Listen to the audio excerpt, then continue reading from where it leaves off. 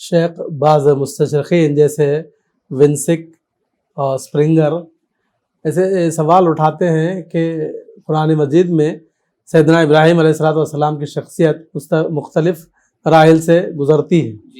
یہ وہ کہتے ہیں کہ شخصیت کا ارتقاء ہے. تو بتائیے کہ اس کی حقیقت کیا ہے؟ نحمدہ و نصلی علی رسولہ الکریم، اما بعد. جو سوال آپ نے کیا ہے کہ ابراہیم علیہ السلام کی جو شخصیت ہے وہ مختلف مراحل سے دکھائی جا رہی ہے قرآن میں، دیکھیے یہ اعتراض بالکل بے بنیاد اور باطل ہے. اس کی وجہ یہ ہے کہ عقلاً اور نقلاً یہ بات بالکل درست نہیں. تو یہ اصل میں اعتراض وہ اس طریقے سے یا پھر اس ناحیے سے کرتے ہیں کہ وہ بتانا چاہتے ہیں کہ ابراہیم علیہ السلام کا ذکر جو قرآن مجید میں مکی صورتوں میں ہے، اس کے اندر نہ اسماعیل علیہ السلام کا ذکر ہے، نہ کعبے کا، نہ دین حنیف کا، نہ ملت ابراہیم کا، اور وہ مدنی صورتوں میں پایا جاتا ہے. اور وہ یہ باور کرانے کی کوشش کرتے ہیں کہ اللہ کے رسول صلی اللہ علیہ وسلم جب تک مکے کے اندر تھے، نخل کفر نباشت، آپ یہودیوں کی تعلیمات سے فائدہ اٹھا رہے تھے. بس ایک عام ابراہیم علیہ السلام کو ایک عام نبی کے طور پر پیش کیا گیا کہ یہ جنت کی طرف راغب کرنے والے اور جہنم سے ڈرانے والے تھے، اور یہ تمام صفات جو مدنی صورتوں میں ہے وہ مکی صورتوں میں نہیں ہے.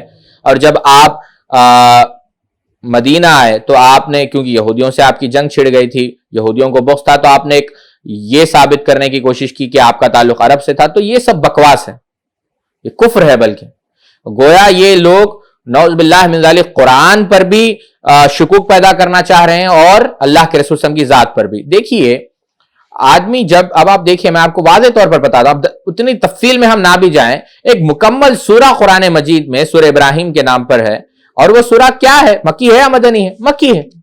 سورہ انعام کے اندر ملت ابراہیم ہے، سورہ نحل کے اندر. اب بات بس اتنی سی ہے، جیسا اللہ رب العزت نے سورہ نساء میں کہا کہ یہ کفار چاہتے ہیں کہ جس طرح وہ کفر میں مبتلا ہو گئے ہیں تم بھی کفر میں مبتلا ہو جاؤ. اللہ رب العزت ہم سب کو اس چیز سے محفوظ فرمائے. تو ان کا مقصد ہی یہی ہے. اور اگر یہ چیزیں وہ جانتے تھے، جیسا میں نے ابھی آپ کو چند حوالے دیے، سورہ ابراہیم ہے، سورہ انعام ہے، سورہ نحل ہے، اگر وہ یہ بات جانتے تھے اس کے باوجود انہوں نے یہ بات لکھی ہے تو وہ بددیانت ہے، وہ متعصب ہے. اور متعصب کے کسی اعتراض کو جواب دینے کی کوئی ضرورت نہیں ہے. اور اگر وہ یہ بات نہیں جانتے تھے، یعنی وہ اتنے جاہل تھے کہ انہیں یہ بھی پتا نہیں کہ مکی صورتوں میں واضح طور پر ابراہیم علیہ السلام کا ذکر ہے، آپ اللہ کے رسول کو حکم دیا گیا، بلکہ ہم کو یہ حکم دیا گیا کہ ہم ملت ابراہیم کی اتباع کریں، تو پھر اگر یہ چیزیں ان کو معلوم نہیں تھی یعنی مستشرقین کو، تو وہ جاہل ٹھہرے. تو اور یہ جاہلانہ ہی اعتراض کر سکتا ہے. تو بتانا مقصد یہ ہے، اور عقلاً بھی اگر اللہ کے رسول صلی اللہ علیہ وسلم یہ کوشش بھی کرتے تو آپ یہ کوشش مکہ میں کرتے. کیوں؟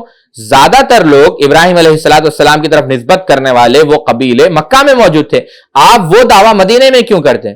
تو جیسا ایک محاورہ مشہور ہے کہ جھوٹ بولنے والے کے پاس اللہ رب العزت عقل سے محروم کر دیتا ہے، تو یہ لوگ عقل سے محروم ہیں. تو یہ باتیں بالکل ہی بے بنیاد، بالکل ہی جاہلانہ، اور اس کے اندر کوئی وزن نہیں.